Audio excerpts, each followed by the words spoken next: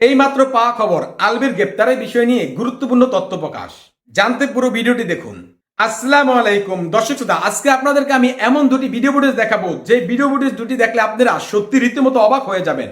তাই বলবো অবশ্যই পুরো ভিডিওটি না টেনে মনোযোগ সহকারে দেখবেন, তাহলেই সবকিছু বুঝতে পারবেন ইনশাল্লাহ। তো দর্শক শ্রোতা, কথা আর বাড়াবো না, ভিডিওতে চলে যাব। তার আগে আপনাদের কাছে আমার ছোট্ট একটি রিকোয়েস্ট, আপনি যদি আমার চ্যানেলে নতুন দর্শক হয়ে থাকেন তাহলে অবশ্যই চ্যানেলটি সাবস্ক্রাইব করে পাশে থাকা বেল আইকনটি বাজিয়ে দিতে ভুলবেন না। আর যারা অলরেডি আমার চ্যানেলটি সাবস্ক্রাইব করেছেন তাদেরকে জানাই অসংখ্য ধন্যবাদ।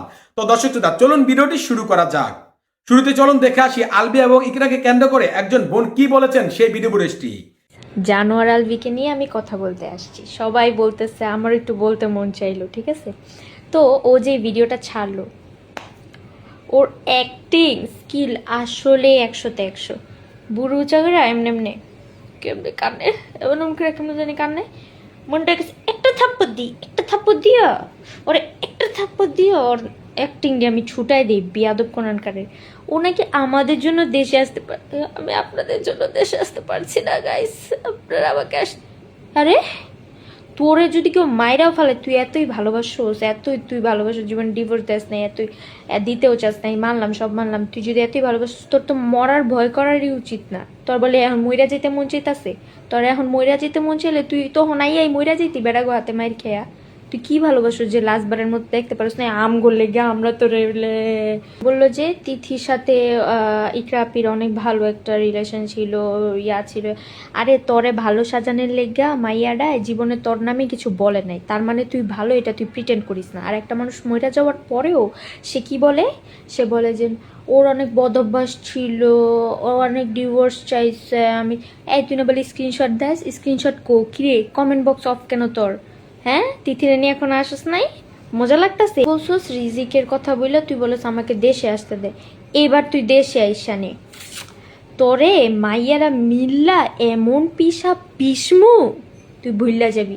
রিজিকের মা নাই, রিজিক তোরে ছাড়া বাঁচতে পারবে, ঠিকই বাঁচতে পারবে, কিন্তু তোর মতো জানোয়ারের সাথে থাকলে ও মানে কি বলবো, একটা ভালো বাচ্চাকে মানে তুই কি করে ফেলতে পারো সেটা তোরে দেখলেই বোঝা যায়। তোর সাথে সংস্পর্শে থাকলে এমনিই মানুষ খারাপ হয়ে যাবে। রিজিকের ব্যবস্থা আল্লাহ করবে, তোর করা লাগবে না, তুই বাইরেই থাক। আশা করছি আপনারা পুরো ভিডিও ফুটেজটি মনোযোগ সহকারে দেখেছেন এবং এই বোন ইকরা এবং আলবিকে নিয়ে কি বলেছেন তাও বুঝতে পেরেছেন। এই বিষয় নিয়ে যদি আপনাদের কোনো মতামত থাকে তাহলে অবশ্যই তা কমেন্ট করে জানাতে পারেন। এখন চলুন আমরা দেখে আসি ইকরা এবং আলবিকে নিয়ে একজন অভিনেত্রী কি বলেছেন সেই ভিডিও ফুটেজটি। জাহেল আলভি, এই শয়তান বেটাটার জন্য ভিডিও না করে পারলাম না। আসলে সব কথা তো স্ট্যাটাসে লেখা যায় না। সে অ্যাক্টিং করে ভিডিওতে কি বলতেছে, লাইভ করছে নাকি শুনছি, সে কি বলছে যে বাইরের লোক ট্রিগার করছে দেখে আমার সংসারে অশান্তি হয়েছে, আমার বউটা করছে। ভালো করে ট্রিগার করতে পারলে আপনার ডিভোর্স হয়ে যেত, অ্যাটলিস্ট মহিলাটা বাঁচতো আর আপনার বাচ্চাটা মাহারা হতো না। কেন ভুলে গেছেন? আমার হাজব্যান্ডের ডিরেকশনে দুই বউ বয়রা নাটকে যখন আপনি শুটিং সেটে আসলেন সকালবেলা, আপনার রক্ষিতা তিথিকে নিয়ে সকালবেলা একসাথে গাড়ি করে আসলেন, এসে কারোর সাথে হাই হ্যালো নেই, ব্রেকফাস্ট করা নেই, একটা রুম লক করে ফেললেন।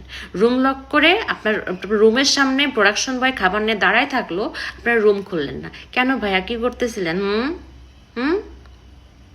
খুব ইম্পর্টেন্ট মিটিং হচ্ছিল তাই না, যেন রুম খোলা যায় নাই তাই না? এটা তো এটা, তার মধ্যে আবার সারাটা দিন আপনারা শুটিংয়ের ফাঁকে ফাঁকে ফ্রেশ হতে চাইতেন না, রুম লক করে অ্যাক্টিং করেন। অ্যাক্টিং হয় না আপনার ভাই, অ্যাক্টিং হয় না। সামনে স্ক্রিপ্ট নিয়ে বসছেন, আবার মাঝে মধ্যে মানে কান্না কান্না ভাব, চোখ টিপে টিপে পানি বের করতে চাচ্ছেন, আবার বলতেছেন পাথর হয়ে গেছি। অ্যাক্টিং হচ্ছে না, অ্যাক্টিং আপনার। এগুলো কথা আপনার শুধু এটা না, আরও অনেক কুকর্মের কথা আপনার বউকে যখন বলছিলাম, আপনার বউকে আপনি আর মিশতে দেন নাই আমাদের সাথে। আর আমরা যেটা গিয়ে বলতে যাই নাই, আপনার বউ কাঁদতে কাঁদতে আমাদের বাসায় আসছিল। ভুলে গেছেন এগুলা? ভুলে গেছেন? এরকম অনেক কুকর্মের কথা অনেকেই জানে, আপনার অনেক কুকর্মের কথা অনেকেই জানে, কিন্তু এতদিন মুখ খোলে নাই, বলে নাই, কারণ ওরা চাইছে আপনার সংসারটা বাঁচুক।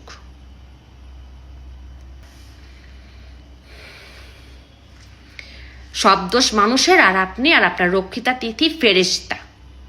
দুধে ধোয়া তুলসী পাতা, তাই না? আশা করছি আপনারা পুরো ভিডিও ফুটেজটি মনোযোগ সহকারে দেখেছেন এবং ইকরা ও আলবিকে নিয়ে এই অভিনেত্রী কি বলেছেন তাও বুঝতে পেরেছেন। তো দর্শক শ্রোতা, আপনাদের কাছে কি মনে হয় ইকরার মৃত্যুর পিছনে কার হাত রয়েছে? এই ঘটনার পিছনে কি আলবি জড়িত, নাকি এর পিছনে ভিন্ন কোনো রহস্য লুকিয়ে আছে? আপনাদের মতামত অবশ্যই কমেন্ট বক্সে জানাতে ভুলবেন না। তো ভিডিওটি এই পর্যন্তই, দেখা হচ্ছে পরবর্তী ভিডিওতে। সে পর্যন্ত সবাই ভালো থাকবেন, সুস্থ থাকবেন। আল্লাহ হাফেজ।